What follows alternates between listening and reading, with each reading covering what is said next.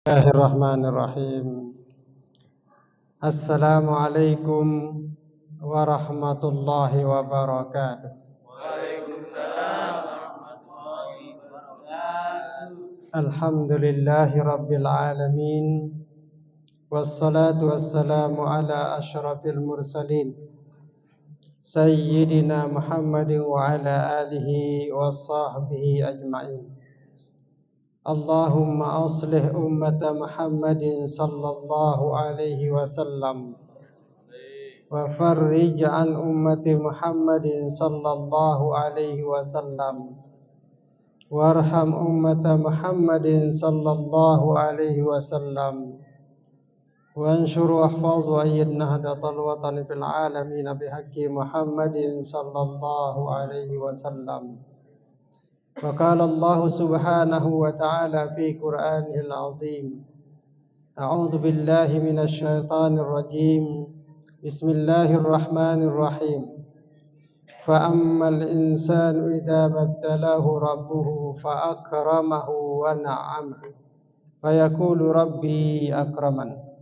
Wa amma idza mabtalahu fa qadara alayhi rizqahu fa yaqulu rabbi ahanan. وقال النبي صلى الله عليه وسلم في حديثه الشريف حبب إلي من دنياكم ثلاث الطيب والنساء وجعلت قرة عيني في الصلاة. وكان معه أصحابه جلوسا فقال أبو بكر الصديق رضي الله عنه صدقت يا رسول الله وحبب إلي من الدنيا ثلاث النظر إلى وجه رسول الله صلى الله عليه وسلم وإنفاق مالي على رسول الله وأن يكون ابنتي تحت رسول الله صلى الله عليه وسلم. صدق الله العظيم وصدق رسوله الكريم ونحن على ذلك من الشاهدين الشاكرين والحمد لله رب العالمين. Hadirin wal hadirat yang dirahmati Allah subhanahu wa ta'ala.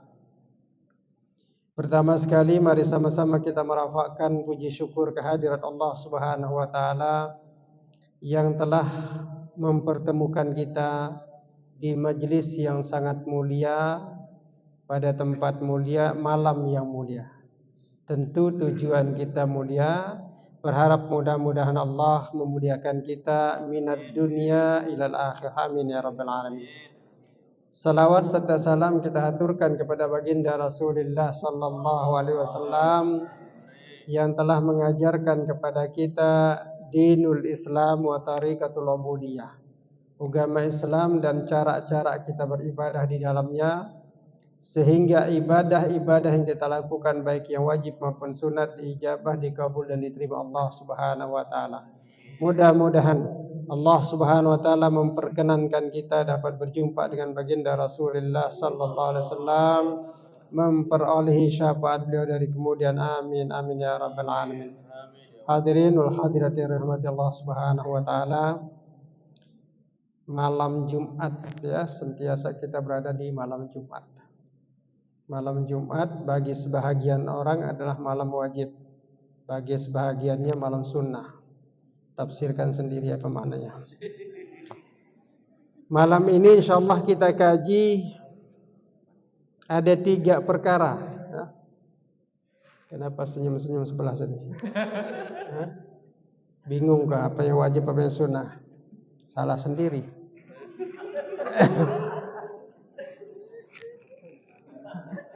Ada tiga perkara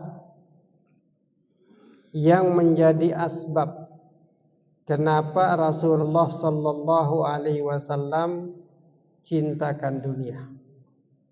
Kita semua ini pasti cinta hidup di dunia. Kenapa? Karena kita semua belum ke akhirat.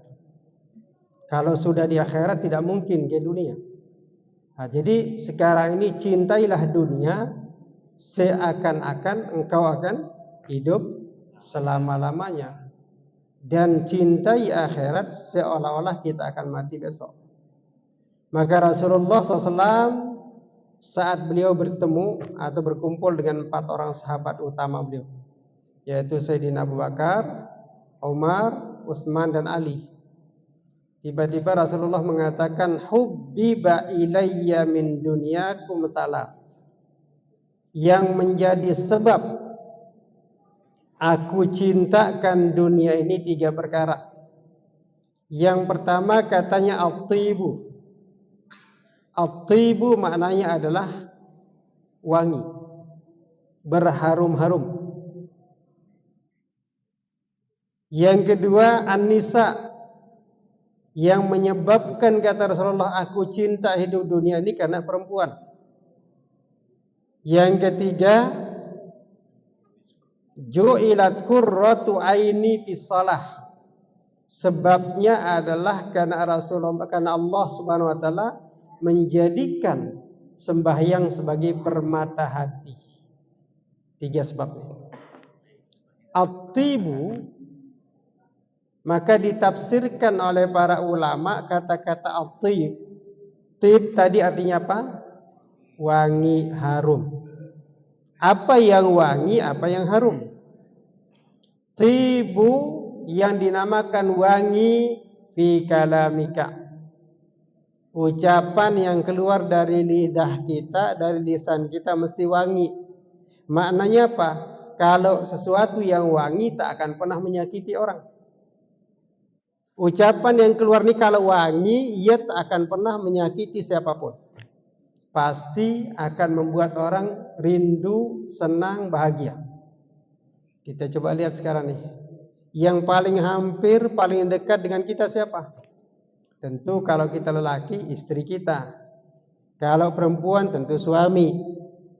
Jadi kalau kita mengucapkan kalimat-kalimat yang baik, kalimat-kalimat yang tidak bertentangan dengan Quran dan Sunnah serta aqwalul ulama, maka kalimat ini akan keluar kalimat yang baik. Jika ia baik, maka dia tidak akan pernah menyakiti siapapun. Sebaliknya, orang yang mengeluarkan kalimat-kalimat rihun sayyi'ah, kalimat-kalimat yang berbau, yang tidak normal, yang tidak wangi, adalah kalimat-kalimat yang menyakiti. Begitu dia keluar, sakit orang lain. Dunia sekarang sudah berada di posisi ini. Orang terkadang kalau berbicara tak berpikir, adakah orang lain sakit atau tidak. Katanya apa? Yang penting gue puas. Terserah kalian mau sakit, kamu apa urusan kalian. Nah, kalimat seperti ini adalah kalimat yang tentu adalah virus. Ia merupakan kalimat yang virus. Sehingga orang lain akan tersakiti. Itu satu. Jadi kalimat tib, makna wangi dari Rasulullah sini adalah apa yang ia keluarkan mesti baik. Sehingga dalam hadis mengatakan apa? Man kana yu'minu billahi wal yaumil akhiri falyakul khairun aw liyasmut. Sesiapa yang beriman kepada Allah dan hari akhir. Bayangkan, hadisnya ini mengatakan pada Allah dan hari akhir. Kenapa mesti gandengan hari akhir? Kenapa tidak beriman kepada Allah dan malaikat dan kitab dan rasul tidak? Tapi dan hari akhir. Rukun iman keberapa? Rukun Islam keberapa tuh? Hari akhir. Rukun iman keberapa? Kelima. Kenapa digandengkan dengan iman pada Allah, iman pada hari akhir? Karena banyak orang tidak percaya akan datangnya hari akhir. Mereka berkata, apa itu hari akhir? Nah, jadi orang yang beriman kepada Allah dan hari akhir, maka hendaklah ia mengucapkan kalimat-kalimat yang baik. Jika tidak mampu, diam. Jika tidak mampu mengucapkan yang baik, diam. Ini dinamakan tibun fil kalam. Yang kedua, kata tib, kenapa Rasulullah cintakan dunia karena wangi? Tibul a'mal. Perbuatan kita mesti baik. Maknanya apa? Perbuatan yang baik adalah perbuatan yang bermanfaat. Sehingga di dalam kitab Al-Istidad Liyaumil Ma'ad yang ditulis oleh Syekh Ibnu Hajar Al-Asqalani. Hadis yang pertama sekali ada yang mengatakan bahwa khaslatani, dua perkara yang tidak ada yang melampaui kehebatan dua perkara ini. Yakni yang pertama katanya al-imanu billah, beriman pada Allah. Yang kedua an-naf'u bil muslimin, memberi manfaat kepada orang muslim. Jadi apa saja yang bermanfaat ini adalah salah satu perkara yang terbaik. Yang kedua sebaliknya, khaslatani la syai'a akhbathu minhuma, dua perkara yang tidak ada lebih jelek, lebih jahat di hadapan Allah dibandingkan dua hal. Yang pertama apa? Asyirku billah, menyekutukan Allah. Yang kedua, ad-darru bil muslimin, memberi manfaat mudarat bagi orang muslim. Yang paling baik memberi manfaat, yang paling jelek memberi mudarat. Jadi perkataan ini at-tibu tibun fil amal, baik di dalam perbuatan. Itu sudah dua. Yang ketiga katanya adalah tibun fil fikrah. Ini apa nih? Boleh diminum? Bismillah. Alhamdulillah. Baik dalam berpikir, baik dalam berprasangka. Terkadang kita ini payah dijaga nih. Dengan kawan, rupanya kawan kita dulu rajin mengaji, tiba-tiba dia datang. Langsung pikiran kita suudzon. Tidak boleh. Kenapa? Kata Rasulullah yang namanya thayyib, baik, wangi, maka wangilah pikiranmu kepada Allah. Jika kita bersama dengan istri, bersama dengan suami, maka mesti yang main ini adalah baik sangka, bukan yang buruk sangka. Kenapa suamiku terlambat pulang? Baik sangka. Oh, mungkin ia lembur. Kenapa presiden baru datang? Baik sangka. Nah, jadi baik sangka, oh beliau baru tutup kedai. Alhamdulillah. Syukur datang kan? Kalau tak datang lagi masalah lagi. Baik sangka. Jadi ini ada pikiran ini mesti diarahkan pada baik sangka pada Allah. Jadi kenapa kita disatukan oleh Allah? Karena kita sama-sama baik. Tidak ada manusia sempurna. Kata kita, sekarang istriku tidak sempurna lagi. Bila sempurna? Bila sempurna? Kapan sempurnanya? Tak ada. Jangan pula kita katakan suami saya sekarang tidak sempurna. Memang tak pernah sempurna. Kita disatukan karena tidak sempurna. Jadi ketidaksempurnaan bukan menjadi alasan kita berpisah. Siapa yang berpisah? Hah? Salah sendiri, kenapa duduk di sini? Dua sudah. Sampai akhir ini keluar, belum selesai dia keluar. Jadi tidak ada alasan kita sebenarnya untuk mengatakan pasanganku tidak sempurna. Memang kita dicipta tidak sempurna. Karena ketidaksempurnaan kita disatukan menjadilah sempurna. Itu. Jadi husnuzon ini adalah kunci. Tibun fil fikrah. Baik, wangi cara berpikir kita kepada Allah. Maka kalau ada problem yang kita hadapi dalam rumah tangga, langsung direct munajat pada Allah, bukan pada Facebook, Instagram, TikTok. Ini ada problem di rumah tangganya, di-share di TikTok. Masya Allah, semalam istri saya tidak bagi saya jatahnya. Hah? Jatah apa? Pikir sendirilah. Ini problem. Padahal problem kita antar istri, suami, istri. Yang menyatukan kita siapa? Allah. Maka minta kepada yang menyatukan kita. Nah, ini caranya. Jadi husnuzan fillah, dan juga husnuzan kepada manusia lain. Bahkan katanya husnuzan kepada musuh kita. Syekh Tajuddin bin Athaillah Sakandari dalam kitab beliau yang bertajuk Al-Hikam, ada kalimat yang menarik sekali. Innama yu'tiyal adha alaihim, ay innama ajral adha alaihim hatta la yakuna sakinan ilaihim.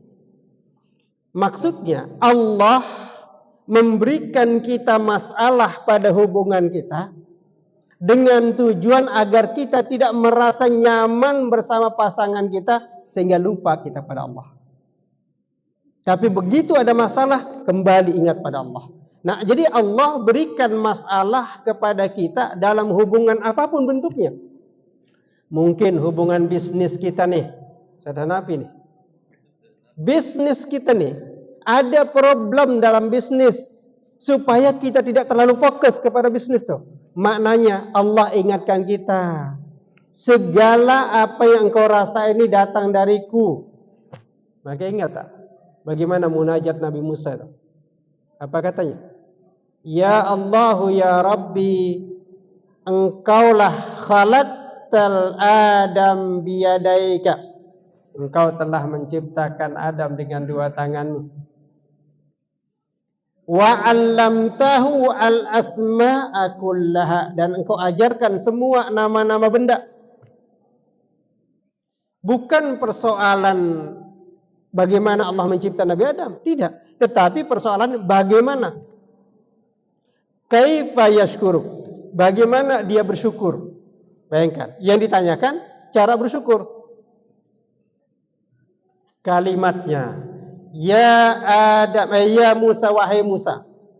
Wahai Musa, setiap engkau merasakan bahwa nikmat itu datang dariku, apapun wujudnya, kecilkah, besarkah, apa saja, rasakan, yakin bahwa nikmat datang dariku, engkau telah bersyukur. Mudah kan bersyukur? Kita tahu nikmat ini dari Allah, syukur. Nah, jadi Nabi Musa pun dalam satu hari bermunajat yang lain. Banyak sekali Nabi Musa nih berbicara dengan Allah sehingga dikenali sebagai apa? Kalimullah. Ya, orang yang sentiasa berbicara dengan Allah. Di antara munajatnya tadi itu, bagaimana cara Nabi Adam bersyukur? Maka jawabannya, bersyukur itu mudah. Rasakan, yakini segala nikmat itu datang dariku, engkau sudah bersyukur. Oke. Lalu setelah kita taib di dalam berpikir, cara kita berpikir husnuzon kepada kawan bahkan kepada musuh, adakah yang kira-kira husnuzon pada musuh? Jarang. Sekarang kita akhir-akhir ini banyak sekali nih fenomena Indonesia kita nih. Gelar apa namanya? Diberikan anugerah gelar pahlawan, ada yang iri, ada yang marah. Masya Allah. Pahlawan, kenapa kita marah? Kan namanya keinginan baik, biarkan saja. Jangan marah. Walaupun dia musuh kita. Bukankah musuh ini kemudian menjadi nikmat? Iya, kalau tak ada dia, kita tidak besar. Syaitan nih, yang Allah betul-betul katakan dia adalah musuhmu yang nyata. Ada manfaat tidak? Ada manfaatnya untuk menguji keimanan kita. Kalau tak ada dia, tak ada ujian. Jadi semua hikamun nusijat biadin hakamat. Semua bagian-bagian yang berlaku terjadi dalam kehidupan kita nih, ada nikmat setelah itu. Ambil nikmatnya, Rizan. Nah, jangan lama-lama sendiri. Sendiri itu tidak enak. Walaupun pantunnya tadi bagus sekali pantunnya.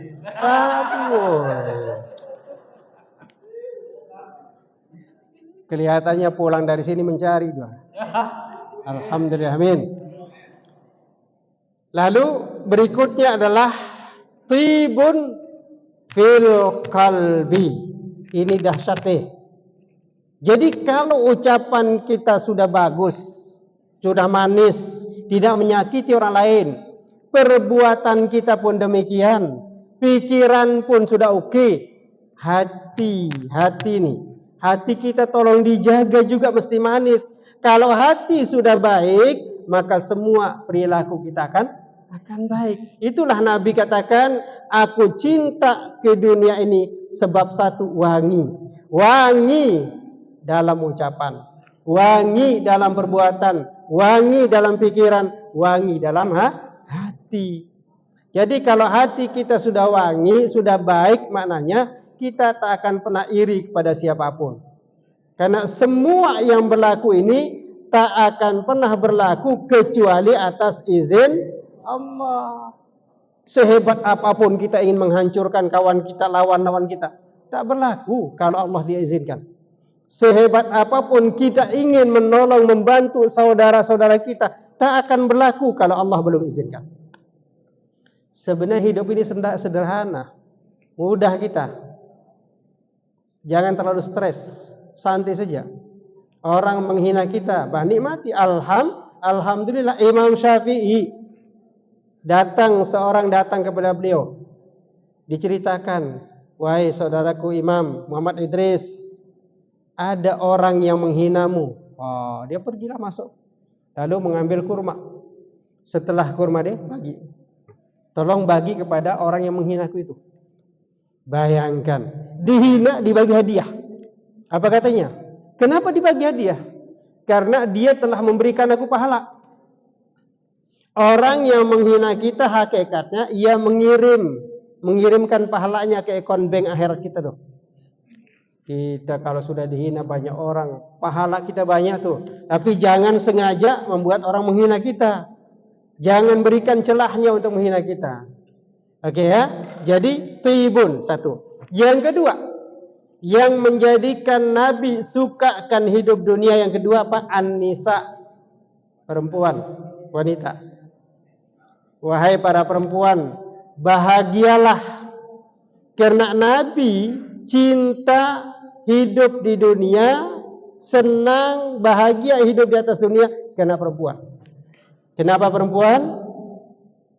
Nah, kenapa perempuan kira-kira? Karena itulah tempat menunjukkan kasih sayang dengan perempuan. Kalau tidak ada perempuan sama kita, mau sayang siapa lagi?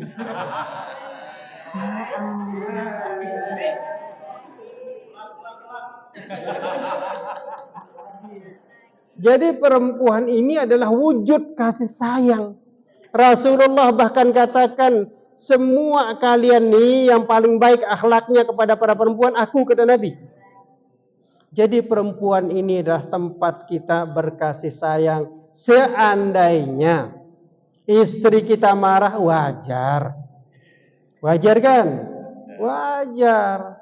Wong Sayyidina Umar, bayangkan Sayyidina Umar yang begitu kuatnya, hebatnya, dimarahi istrinya, diam, tak melawan, apalagi kabur. Tidak diam dia. Jadi kalau perempuan marah itu wajar. Kenapa yang istri pada sana ya? Padahal yang merasa yang sebelah kiri saya. Jadi perempuan itu adalah tempat kita berkasih sayang. Bayangkan Nabi Adam diciptakan dari Siti Hawa. Dari mana? Min dhila'il aisar. Dari tulang rusuk sebelah kiri. Jadi kalau itu yang berlaku, maka perlakukanlah perempuan dengan sebaik-baiknya. Karena di dalamnya pahala kita sangat banyak. Bayangkan perempuan tuh, kalau ia marah pahala. Kalau kita diam, kalau dilawan, dosa kita tuh. Kenapa kita dosa? Karena terkadang perempuan itu lebih ahli. Ahli apa? Ahli sejarah. Nah, ahli sejarah kan perempuan. Kita sudah salah 5 tahun lalu, masih dikit sekarang. Itu hebatnya perempuan tuh. Tapi syukurlah mengingatkan kita sudah pernah salah. Di dalam kitab yang sama tadi Al-Istidad Liyaumil Ma'ad, Syekh Ibnu Hajar mengatakan begini. Kalau kita ingin bahagia, maka lupakan dua perkara, ingat selalu dua perkara.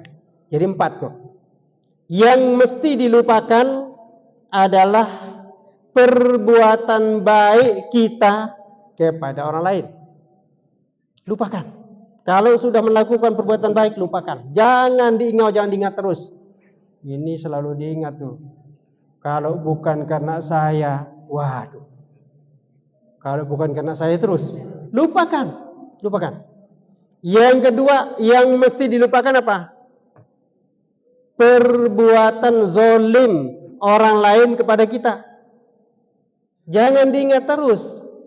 Nih wahai perempuan nih, kalau kita sudah pernah rasa dizolimi, rasa padahal bukan, kita rasa dizolimi, lupa. Jangan diingat terus, 5 tahun lalu masih diingat sekarang. Lupakan. Itu 2 perkara. Lupakan perbuatan baik kita, lupakan perbuatan zolim orang lain kepada kita. Yang selalu diingat 2 hal. Yang pertama, jangan pernah lupakan dosamu, artinya ingatkan dosamu kepada orang lain. Terus ingat. Supaya apa? Supaya kita sentiasa merasa bersalah dan minta maaf. Selalu ingat. Supaya kita sentiasa bertaubat, minta maaf pada Allah Subhanahu wa taala, juga kepada orang yang kita bersalah. Yang kedua, yang mesti diingat, perbuatan baik orang lain kepada kita. Dulu kira-kira 2023 atau 2022, kami nih pernah ditraktir makan oleh Ustadz Hanafi. Pernah? Beliau mungkin lupa. Kami masih ingat. Di mana? Bukan. Kami pergi makan di satu tempat, Sungai Tilong. Ingat tuh. Apa namanya itu? Kedai yang kita resmikan kemarin itu. Lambayan Indah. Saya makan sana. Ustadz Hanafi telepon. Itu jangan suruh bayar. Beliau yang bayar. Masya Allah. Tambah lagi Ustaz ya nanti. Jadi artinya jangan pernah lupakan perbuatan baik orang lain kepada kita, walaupun ya sedikit. Itu jadi 4 tuh ya. Nah, perkara ini kita akan terus bahagia dengan itu. Maka kedua tadi, Nabi cinta hidup di dunia karena perempuan yang Allah tertakdirkan menjadi tanggung jawab kita. Perempuan adalah tanggung jawab kita. Ibu kita perempuan. Anak kita kalau perempuan, jaga dia. Karena menjaga istri, menjaga ibu, menjaga anak perempuan kita, itu upahnya pahala dan surga. Dikatakan di dalam kitab Tanbih Al-Ghafilin, versi Jawinya, yang ditulis oleh Syekh Abdullah bin Abdul Mubin. Di sana ada satu pasal berkenaan dengan tanggung jawab seorang lelaki kepada istri atau keluarga perempuan. Masya Allah. Itu upahnya surga. Dan ingat, di surga itu lelaki akan dibagi pahala, dibagi bidadari banyak. Jangan cari sini banyak sekarang. 1 cukuplah. 1 cukup. Tapi jangan ganti-ganti. Jangan sekarang pisah, besok ganti lagi. 1 aja. Sebab apa? Di akhirat, di surga banyak. Ya ada yang paling cantik nanti. Masya Allah. Datang pertama, cantik. Kedua cantik. Rupanya pas terakhir, lebih paling cantik. Begitu kita lihat, sepertinya kenal ini. Sepertinya kita kenal loh. Tapi itulah paling cantik. Siapa? Istri kita di dunia. Yang gak punya sayang. Istri kita di dunia ini paling cantik di surga. Maka baik-baiklah dengan perempuan. Itulah nasihat Nabi kita, Nabi besar Muhammad SAW. Yang ketiga, yang menjadi asbabnya Rasulullah suka cintakan dunia yang ketiga adalah ju'ilat qurratu aini fi shalah. Ini dahsyat. Allah jadikan permata hatiku, tujuan hidupku di sembahyang. Maka Rasulullah tidak cukup dengan 5 waktu. Tak cukup menjalankan subuh, zuhur, asar, maghrib, isya. Tambah malam hari. Bayangkan. Diriwayatkan bahwa ketika Rasulullah bersama dalam satu selimut. Satu selimut dengan Siti Aisyah, istri beliau. Satu selimut. Lalu, kira-kira mungkin pukul 2 lah. 2 atau 2:30. Rasulullah minta izin. Wahai Aisyah, dalam satu selimut, bayangkan Bu, satu selimut mana ada tubuhnya sama lah. Lalu Nabi kita minta izin kepada Siti Aisyah, bolehkah aku bangun menghadap Allah? Apa kata Siti Aisyah? Wahai Rasulullah, ketahuilah, keindahan yang paling nikmat aku rasakan adalah saat tubuhmu dan tubuhku bersentuh. Bayangkan tuh. Tetapi karena engkau akan menghadap Allah, maka silahkan wahai Rasulullah. Tuh, ibu-ibu tuh. Walaupun apapun rasanya kita dengan suami malam hari, kalau ia mau pergi sholat, biarkan. Itu caranya. Rasulullah, bayangkan, akhirnya Siti Aisyah mengatakan, ya Rasulullah, bukankah engkau ini telah diampunkan semua dosamu? Bukankah engkau telah dijaminkan masuk surga? Bukankah engkau termasuk yang the best di sisi Allah? Kenapa engkau paksakan dirimu bangun malam? Kata Nabi apa? Ya Aisyah, afalam akuna abdan syakura. Tidakkah aku yang paling mustahak untuk bersyukur kepada Allah? Dengan memang aku sudah diampunkan dosaku, aku dijamin masuk surga, tidakkah aku lebih patut bersyukur dibandingkan orang lain? Artinya apa? Semakin kita dibagi nikmat besar oleh Allah, mestinya semakin patutlah kita banyak bersyukur pada Allah. Antara cara bersyukur yang ketiga, pertama tadi apa? Yakini semua nikmat datang dari Allah. Yang kedua, sentiasa mengucapkan alhamdulillahi rabbil alamin. Dan ketiga, perbanyak ibadah-ibadah. Di antaranya adalah ibadah sembahyang. Maka di dalam kitab Munyah Musalli, Syekh Daud bin Abdullah Fatani menjelaskan, ada 4 tujuan sembahyang yang paling utama. Yang pertama adalah thariqatan lil muttaqin. Kalau kita ingin jadi orang bertakwa, satu-satunya cara sembahyang. Sembahyang apa? Sembahyang wajib, baru sunat. Ini pas malam-malam Ramadan, kita hebat sembahyang tarawih aja. Lama-lama wajibnya pun hilang. Tapi bukan kita lah, orang-orang lain. Kita insyaallah lah. Oke, jadi yang pertama, ianya thariqatan lil muttaqin, ia menjadi sebab orang bertakwa. Yang kedua, qurratu aini sayyidil mursalin ini. Nabi ini, qurratu aini sayyidil mursalin, ia merupakan penyejuk jiwa baginda Rasulullah SAW dalam sembahyang. Jadi sembahyang ini merupakan ketenangan, karena tahu betul bahwa sembahyang merupakan media yang paling hampir seorang hamba kepada Allah. Yang ketiga, tujuan sembahyang menurut Syekh Daud Fatani dalam kitab Munyah Musallinya, ia merupakan ruknun min arkaniddin. Ia merupakan salah satu rukun dari rukun-rukun agama. As-salatu imaduddin, faman aqamaha faqad aqamaddin, wa man tarakaha faqad hadamaddin. Sembahyang adalah tiang agama. Sesiapa yang menjalankannya, ia artinya menegakkan agama. Sesiapa yang tidak menjalankannya, berarti ia meruntuhkan agama. Yang keempat, tujuan sembahyang yang keempat ini yang dahsyat. Ia katakan bahwa hadapus salah, tujuan sembahyang yang keempat itu jannatul ajilata lil muhibbin.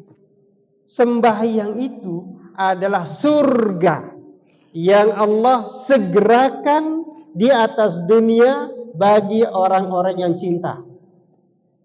Jadi sembahyang itu merupakan thamaratul hub, buahnya cinta. Kalau kita cinta betul karena Allah, kepada Allah, berarti sembahyang tak akan pernah kurang. Wajib sama, kita sama.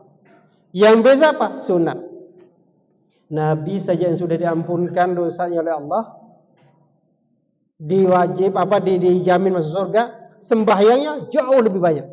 Bahkan katanya setiap kali Nabi Assalamualaikum warahmatullah ke kanan, Assalamualaikum warahmatullah kiri, langsung ingin naik kembali melakukan sembahyang.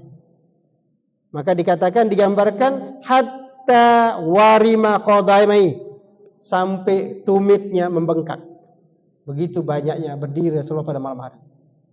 Kita tak ada yang menjamin kita masuk surga atau tidak. Tak ada yang menjamin hati kita bersih. Sembahyang kita merasa cukup dengan 5. Sehingga apa? Yang sunat-sunat kita tidak mau lakukan. Sayang. Rasulullah ajarkan kepada kita supaya sunnah ini perbanyak. Kenapa? Karena itu merupakan as-sunnatu. Apa definisi sunnah? Hah? Apa pengertian sunat? Terus? Apa lagi? Dilakukan dapat pahala, tidak dilakukan tidak berdosa. Yang biasa kita ambil yang mana? Yang pertama atau yang kedua? Bayangkan tuh, kita sudah paham arti sunat itu dilakukan dapat pahala, ditinggalkan tidak berdosa. Yang kita ambil ditinggalkan. Ya Allah ya Rabbi, adakah kita lebih hebat dari Rasulullah? Tidak. Adakah kita lebih hebat dari Sayyidina Abu Bakar? Tidak. Adakah kita lebih hebat dibandingkan Sayyidina Umar? Tidak. Utsman, Ali, jauh kita. Mereka itu bayangkan sembahyangnya. Abu Bakar As-Siddiq, Nabi pukul 1:30 keluar dari rumahnya, masuk Masjid Nabawi, lihat semua sudut itu penuh dengan sahabatnya. Sayyidina Abu Bakar menangis dalam sembahyang. Ketika apa? Beliau membaca ayat Al-Quran yang berkenaan dengan Allah yashtari minal mu'minin. Allah membeli dari amalan-amalan orang mukmin. Berpikir Abu Bakar, Allah membeli. Orang jual beli itu, jual beli nih, kalau barang yang kita jual itu rusak, pasti dikomplain kan? Kata Sayyidina Abu Bakar, menangis beliau. Takutnya sembahyang yang ia lakukan, baca Quran yang sedang ia baca, ini rosak, tidak ikhlas. Maka takut Allah akan komplain, tidak menerimanya. Tapi Rasulullah tidak menegurnya. Ya, begitu lihat Sayyidina Ali baca Quran, menangis juga.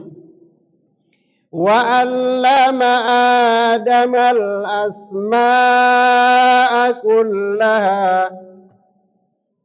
Dia baca itu menangis. Kenapa? Allah katakan bahwa Nabi Adam diajarkan semua nama-nama benda. Masya Allah. Kenapa dia menangis? Pagi hari Rasulullah bertanya kepada Sayyidina Abu Bakar, wahai Abu Bakar, kenapa kamu menangis ketika engkau membaca Allahu yashtari lil mu'minin? Apa kata Abu Bakar? Wahai Rasulullah, bagaimana aku tidak menangis? Aku memang baca Quran, aku memang sembahyang, tapi belum tentu aku sembahyang ini dalam keadaan khusyuk. Artinya rosaklah amalku. Allah tak akan mungkin mengambil sesuatu yang rosak dariku. Turun Jibril, wahai Muhammad, katakan pada Abu Bakar, Allah berjual beli dengan hambanya, tidak sama hamba berjual beli dengan sama hamba. Kalau kita sesama hamba, memang kalau ada yang cacat atau rosak, dikembalikan atau komplain. Tapi dengan Allah, begitu Anda sudah mulai start, Allah mulai terima apapun hal keadaannya. Karena yang membeli itu Allah. Jadi diterima semuanya. Jangan khawatir. Jadi apapun niat kita terosak, kita ini rasa belum ikhlas. Aku belum ikhlas, tak perlu lah. Tak payah ikut ngaji di Zanjabil. Tidak ikhlas. Kita karena tidak ikhlas, tidak datang. Semakin tidak ikhlas. Kita tidak ikhlas, lalu kemudian tidak mau bersedekah, semakin tidak ikhlas. Maka kalimatnya adalah, lakukanlah perbuatan baik apapun wujud hatimu, nanti saatnya Allah akan berikan keikhlasan dalam hatimu pada saat itu. Ibaratnya, coba ketuk pintu. Satu kali enggak akan dibawa pintu. Mungkin tuan rumah sedang di dapur. Ketuk lagi.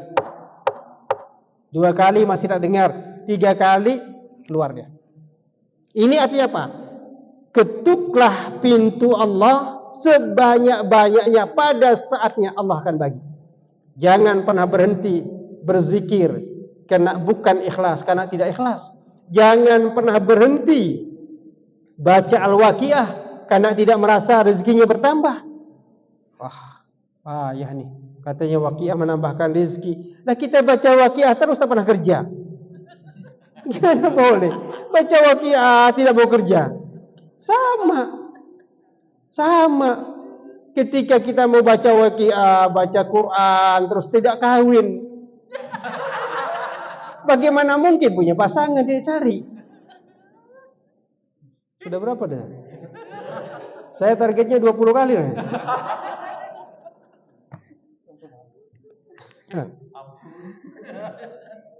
Jadi artinya keikhlasan itu akan datang. Ya, jadi sembahyang sunat, yang sunnah ini perbanyak. Itulah cara orang bersyukur lebih baik. Berikutnya bahwa sembahyang ini merupakan permata hati yang luar biasa dari Rasulullah SAW. Jadi jangan pernah mengira berapa jumlah sembahyang kita baca.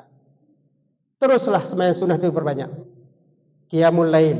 Jangan cukup di Ramadan saja Qiyamul Lail. Teruskan sampai Ramadan akan datang lagi. Terus.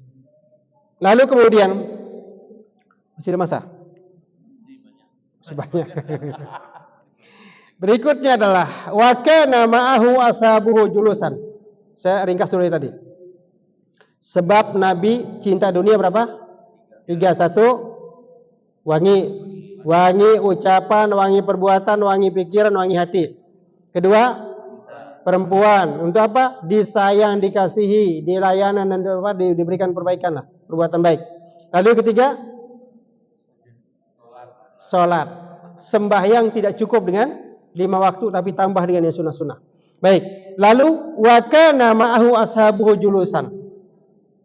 Bersama Nabi itu para sahabat yang 4. Yang pertama sekali berkata, faqala Abu Bakar As-Siddiq. Dia berkata nih, "Saddaqta ya Rasulullah." Benar wahai Rasulullah. Benar. Apa yang dibenarkan?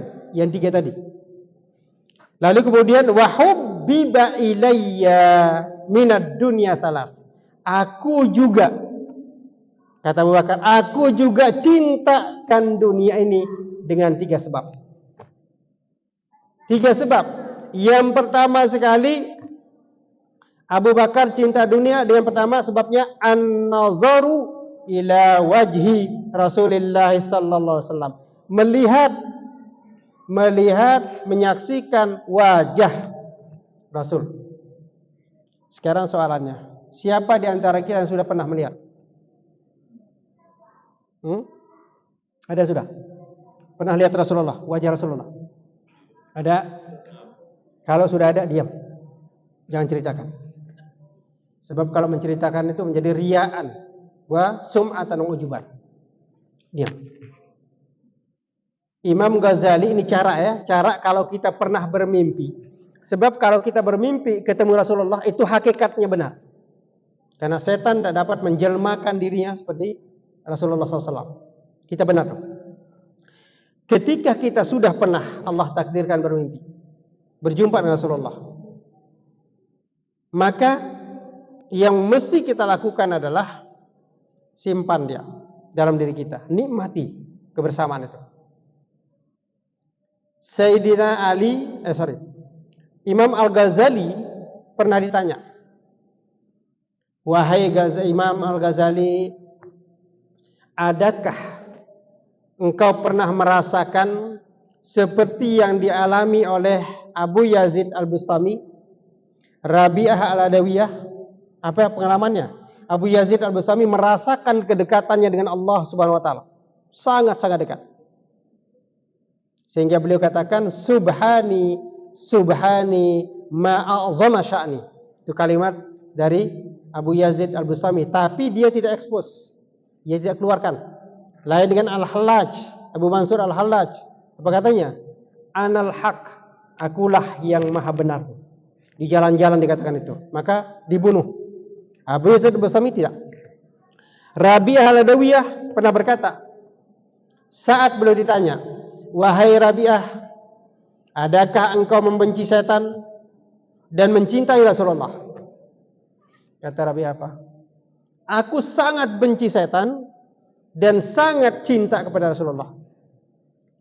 Akan tetapi hatiku mali'atun bihubbillahi, penuh dengan cintaku kepada Allah, sehingga tidak ada peluangnya hatiku membenci setan, juga tidak ada peluangnya mencintai selain Allah. Artinya begitu dekatnya. Imam Ghazali ditanya hal yang sama. Jawab beliau apa? Araftu walakin la a'rafu madza araftu. Aku sudah pernah mengalami, akan tetapi aku tidak tahu apa yang aku alami itu. Artinya apa? Jangan ceritakan pengalaman dekatmu, pengalaman spiritualmu kepada orang lain, karena itu ia akan menjadi fitnah. Kalau kita seorang yang hebat, nanti akan merasa diri semakin hebat. Jangan ceritakan.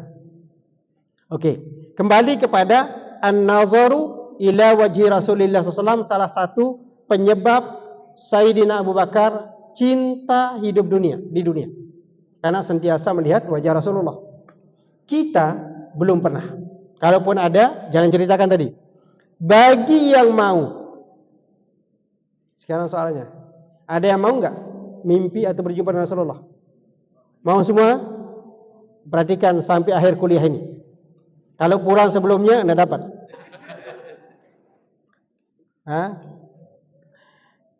Di dalam kitab Mukasyafatul Qulub, Imam Al-Ghazali menuliskan satu kisah yang sangat heroik. Kisah itu adalah seorang lelaki soleh bermimpi. Dalam mimpinya itu, ia bertemu dengan Rasulullah Sallallahu Alaihi Wasallam. Akan tetapi lelaki itu tidak dilihat oleh Rasulullah, tidak diajak bicara. Ini contoh kita nih. Kita pulang dari masjid atau dari tempat kerja, sampai rumah istri kita tak mau ajak bicara. Sakit ya? Sakitnya tuh di sini. Sakit. Orang yang kita kenal tidak mengajak kita bicara. Itulah yang dirasakan oleh orang ahli ilmu tuh. Ketika bermimpi, Rasulullah tidak mengajak ia bicara, tidak pula melihat cara dia. Akhirnya dia bertanya, ya Rasulullah, ataghdabu alayya? Adakah engkau marah kepadaku? Kata lelaki itu. Rasulullah katakan, la, tidak. Aku tidak akan marah kepadamu. Bagaimana mungkin aku marah kepadamu? Aku tidak mengenalmu. Benar kan? Kalau kita ketemu dengan kawan, atau kita tidak pernah kenal, dia tidak melihat kita, cuek saja. Kita tidak akan merasa sakit karena kita tidak kenal. Tapi kalau kita kenal, Masya Allah, setiap hari kita sama-sama dia, tiba-tiba jumpa ketemu di jalan, dia buang muka, sakit kita tuh. Kata Rasulullah, aku tidak mengenalmu. Rupanya lelaki ini rajin mengaji, termasuk jamaah azan Jabil. Dia paham tuh. Dia katakan, ya Rasulullah, sami'tu min ulama'i ummatika. Aku telah mendengar dari ulamamu di dunia bahwa engkau lebih mengenali umatmu, sangat mengenali umatmu dibandingkan seorang ibu mengenali putra dan putrinya. Rasulullah mengatakan, benar, sangat benar. Aku kenal umatku dari sejak aku dibangkitkan sampai hari kiamat. Artinya, kita nih, sekarang satu persatu Rasulullah mengenali kita. Semua kita dikenal. Karena kita adalah umat Rasulullah. Dikenal. Akan tetapi kita tidak akrab. Itu masalahnya. Nah, benar memang kata Rasulullah, aku mengenali umatku dari sejak aku dibangkitkan sampai hari kiamat. Sebabnya, kenapa aku tidak mengenalimu? Li'annaka lam tusalli alayya. Sebab aku tidak mengenalimu karena engkau tidak pernah berselawat kepadaku. Masya Allah. Jadi selawat itu adalah media agar kita dikenal. Semakin banyak selawat kita baca, semakin dekat kita dengan Rasulullah SAW. Apa sumpah lelaki itu? Tiba-tiba bangun dia. Dialognya dengan Nabi selesai. Sampai apa? Sampai tidak dikenali karena tidak berselawat. Bangun. Begitu dia bangun, dia bersumpah. Wallahi, demi Allah, sa'akra'u salawatu fi kulli yaumin mi'atu marrah. Aku akan baca selawat setiap hari 100 kali. 100 kali itu. Ini ucapan dalam kitab tuh, 100 kali. Fa'ala. Lalu ia lakukan. Ia baca. Mulai setelah dia bangun dari tidur, baca 100 kali. Baca. Esok baca lagi. Sampai ke hari ke-7. Maknanya 700 kali. Malam hari tertidur, mimpi lagi. Ja'a ilaihi Nabi sallallahu alaihi wasallam faqal. Datang dalam mimpinya Rasulullah dan Rasul berkata, wal ana qad araftuka. Sekarang aku telah mengenalimu. Masya Allah. Setelah membaca berapa? 700 kali. So mulai sekarang orang yang ingin, orang yang mau menjumpai baginda Rasulullah SAW dalam tidurnya maupun dalam jaganya, amalkan selawat minimal 100 kali sehari. Tapi niat apa? Niatnya lillahi ta'ala. InsyaAllah. Melihat Rasulullah itu bukan berarti hanya mar'iyun bin nazari. Bukan hanya melihat dengan mata kita, tetapi dengan rasa. Kita rasakan dekat dengan Rasulullah yang masuk di bagian. Nah, jadi ini ilmu yang sangat luar biasa. Lalu kedua, yang menyebabkan Sayyidina Abu Bakar cinta hidup di dunia, yang kedua apa? Wa infaqu mali ala Rasulillah SAW. Juga katanya aku memberikan rizki hartaku untuk perjuangan Rasulullah. Perjuangan Rasulullah. Kita sudah jauh dari Indonesia ke negara Brunei Darussalam. Dan tujuan kita apa? Mencari ridha Allah, mencari rezeki. Kalau sudah ada yang kita perolehi, yang kita dapatkan, jangan lupa sebahagiannya. Sampaikan kepada saudara-saudara kita. Apapun bentuk mereka, sampaikan. Dan tujuannya apa? Kita infaqu mali. Kita sedekahkan sebagian harta kita di jalan Allah. Jangan sampai kita letih sampai puluhan tahun. Dunia Pak Is sini udah berapa tahun Pak Is? Paling lama sini 30 lebih. 37 tahun, Masya Allah, hampir sama dengan umur Sultan. 79, tambah. Ini. Jangan sampai kita letih mencari, begitu sampai akhirat tak dapat. Di sinilah peluang kita nih. Peluang kita, usahakan buatlah di dalam rumah kita sunduk sedekah. Buat dalam rumah kita 1 kotak sedekah. Masukkan setiap hari 50 sen atau 1 ringgit setiap hari. Kalau kita punya anggota keluarga 10 atau 5 orang, 5 kali 5 sudah 5 ringgit sehari. Kali 7 berapa? 35. Setelah 35 satu minggu, keluarkan. Suruhlah anak kita yang paling kecil, sedekahkan kepada orang yang mereka mau. Ajarkan mereka. Oke, kalau tak seminggu, 1 bulan. Sudah banyak loh. Baru tentukan kemana arahnya. Itulah yang kita miliki sesungguhnya. Yang banyak di bank atau di bank kita simpan tuh belum tentu punya kita. Wahai para suami yang punya istri masih muda, walaupun tidak muda, kita mati. Contoh ini, kita mati, punya istri. Kalau mati tak punya istri lain hal.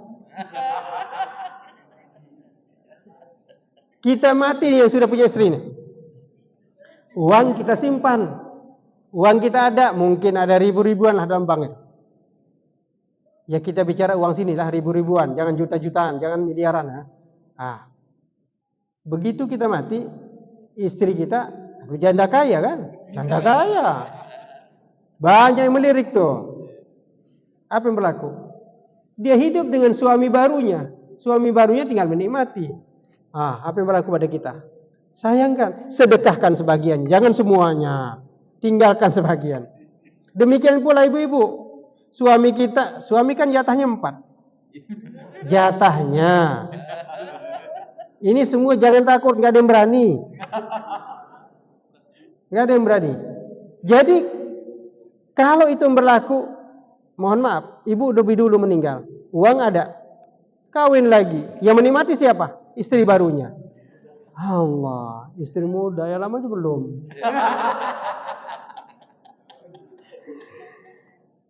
Oke ya, jadi prinsipnya infaqu mali ala Rasulillah. Aku bahagia cinta hidup dunia ini karena sebahagian, bahkan Abu Bakar semuanya tuh infak untuk perjuangan Rasulullah. Yang terakhir Abu Bakar katakan, sebab aku cinta hidup di dunia wa anna ibnati wa ayyakuna ibnati tahta Rasulillah sallallahu. Anakku, kata Abu Bakar, anakku di bawah Nabi. Maknanya apa? Siti Aisyah kan?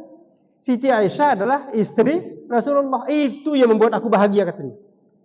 Kita yang ketiga ini nggak dapat nih.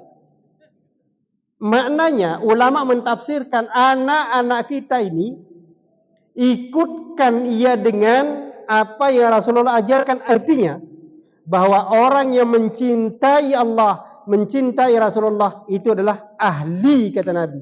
Ia adalah keluargaku.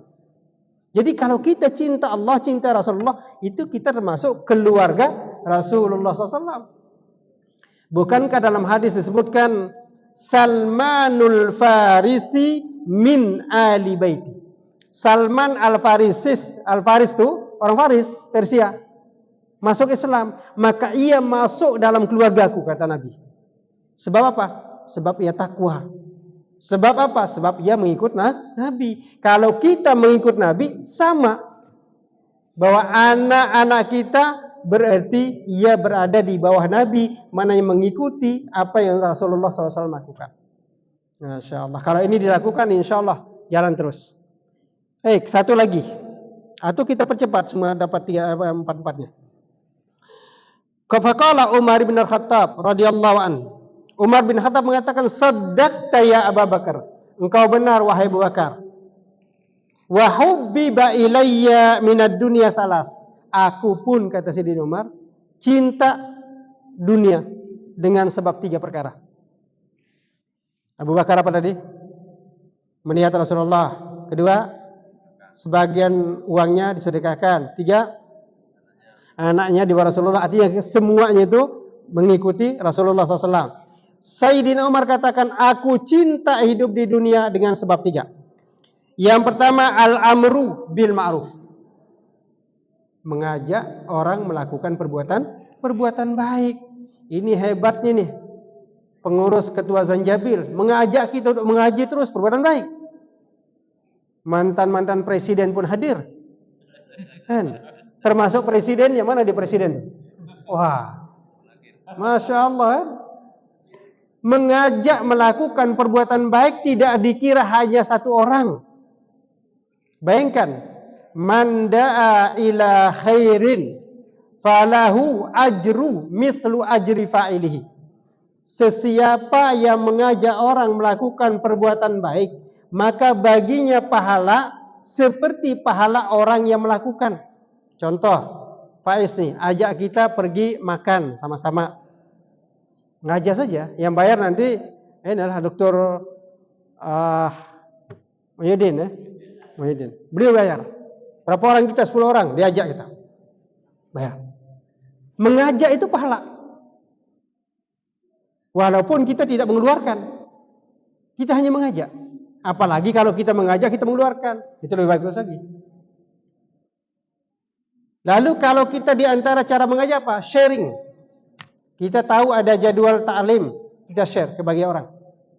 Orang yang ikut. 1 orang ikut, dia dapat pahala tuh. Kalau 2, dapat pahala 2. 3 seterusnya. Nah, ini di antaranya. Maka jangan malas sharing perbuatan baik kepada orang lain. Sebab kalau itu diikuti, pahalanya besar. Yang kedua, Sayyidina Umar katakan, wan nahyu anil munkar. Yaitu melawan perbuatan-perbuatan mungkar. Jangan diam. Kita tidak berani. Maka Nabi ajarkan 3 cara. 3 cara kita melawan perbuatan mungkar. Man ra'a minkum mungkaran. Sesiapa yang melihat kemungkaran di antara kalian, falyughayyirhu, maka hendaklah ia mengubahnya biyadihi, dengan tangannya, dengan kekuasaannya, dengan kehebatan. Fa illam tastati', maka jika dengan tangan kita tidak mampu, dengan kekuasaan tidak kuat, fa bilisanih, dengan ucapanmu. Fa illam tastati', jika dengan lisan pun tak mampu, fa biqalbihi, dengan hatimu. Wa huwa adhaful iman, walaupun itu termasuk iman yang paling lemah, tapi kita lakukan itu. Kita benci perbuatan tidak baik. Yang ketiga, Sayyidina Umar katakan wasaubul khalaq. Ia sentiasa pakai pakaian yang bersih walaupun ia pakaian yang lama. Ini ibu-ibu kira-kira pakaian di rumah berapa setel? Panuh kan, nggak dapat dihitung tuh. Lemari, perasaan lemarinya besar, tapi kenapa semakin sempit? Karena setiap ke mall beli pakaian yang dalam lemari tidak keluar. Ini min dzikrin nisa, dimaksudkan yang disebutkan perempuan, maksudnya laki juga nih. Jadi pakaian itu jangan terlampau banyak, sebab nanti pertanggungjawabnya payah. Di akhirat kita beli, kita tidak gunakan, akan ada pertanggungjawabnya. Sama tuh. Maka kalau istri kita lebih dari 1, pertanggungjawabnya susah. Benar. Yang 1 aja payah. Nah, karena susah payah yang 1 ya sudah sekalian tidak. Ini kalimat sudah berapa sudah? Baru 10 lagi. Jadi artinya bahwa ingat, pakaian itu yang penting bersih. As-saubul halak ini artinya bukan hanya pakaian luaran, tapi pakaian dalam kita nih, yaitu apa? Iman. Maka di dalam dunia tasawuf ada 3 caranya tuh. Pertama sekali apa? Ada tajalli. Apa yang pertama? At-takhalli. Takhalli artinya kosongkan jiwa kita ini dari sifat-sifat yang tidak baik.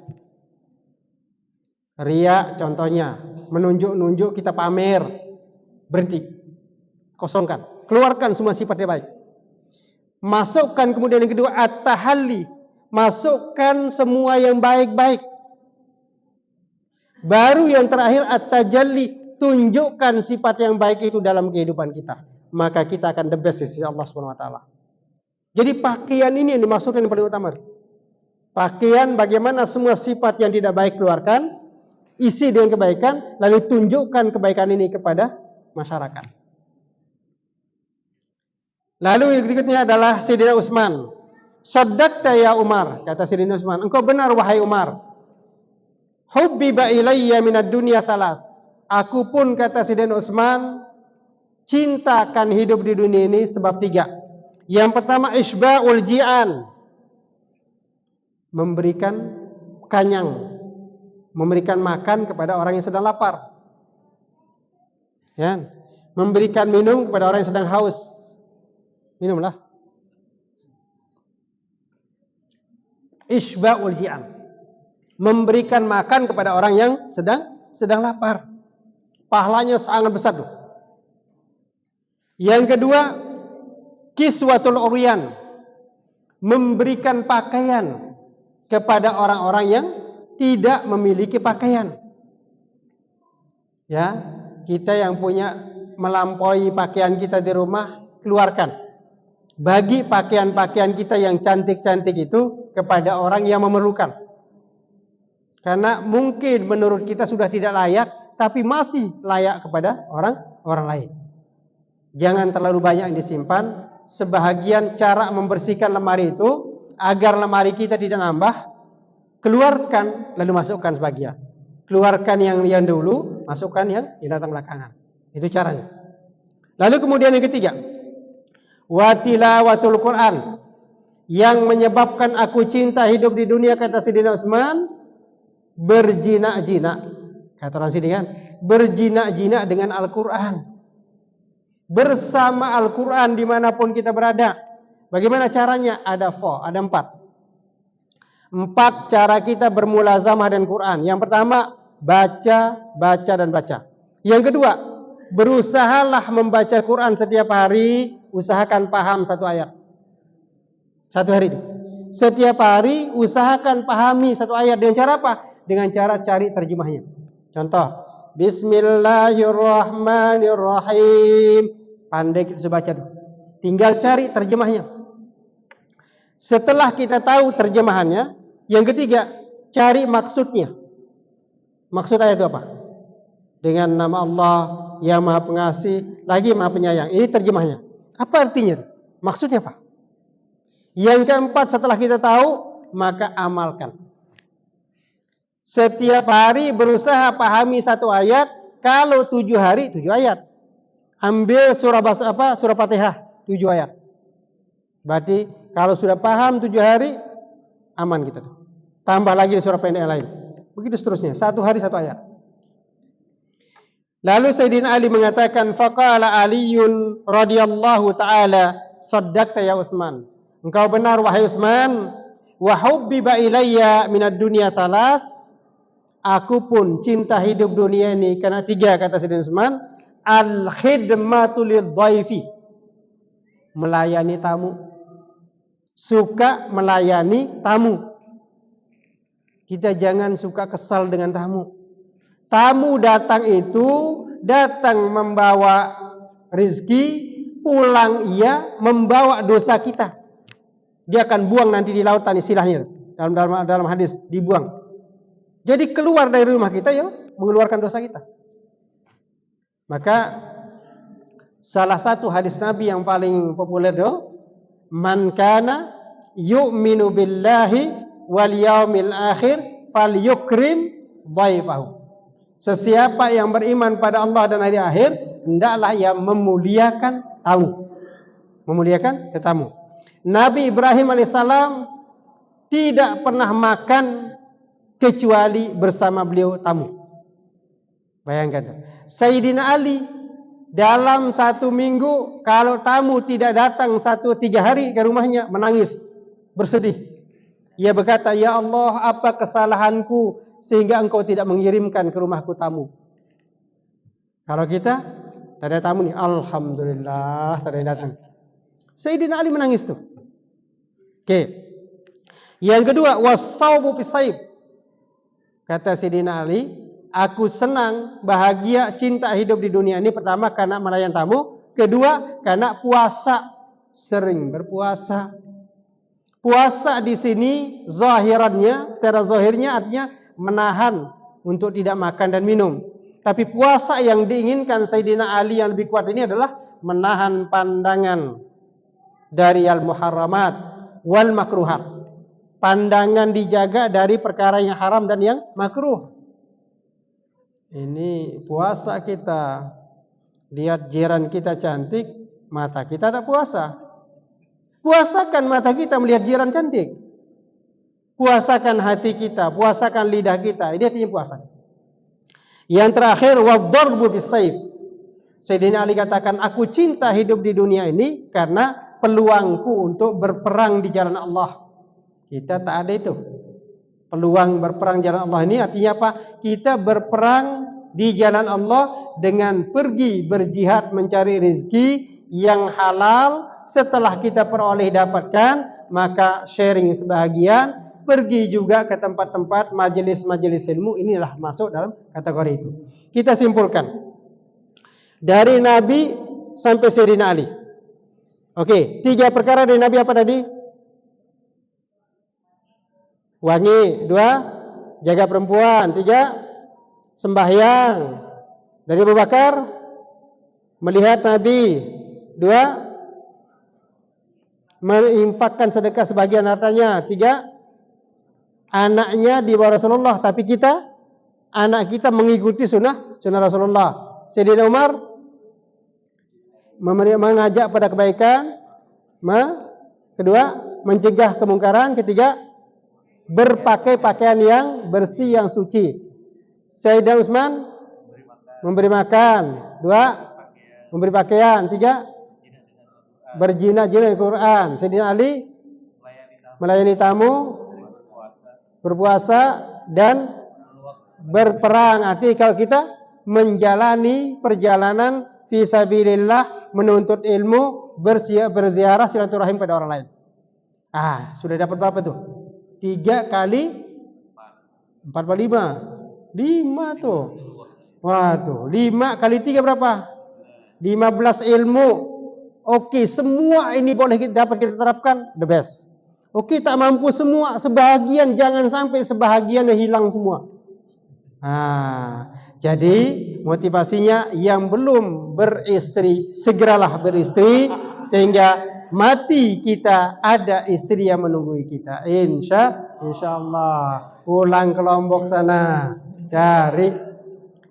Oke, demikian mudah-mudahan apa yang kita sampaikan hari ini Allah berikan kemudahan untuk kita pahami dan mudah-mudahan kita menjadi hamba Allah yang semakin dekat dengan Allah Subhanahu wa taala. Sekian, assalamualaikum warahmatullahi wabarakatuh.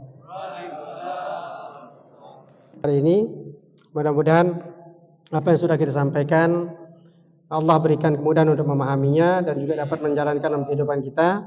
Dan juga kita berdoa pada Allah SWT untuk anak-anak kita Kids Club yang sedang menuntut ilmu di luar negara, yakni di Jakarta, Yogyakarta, Turki dan juga Mesir. Semoga Allah SWT limpahkan kekuatan, kesabaran dan semangat dalam belajar.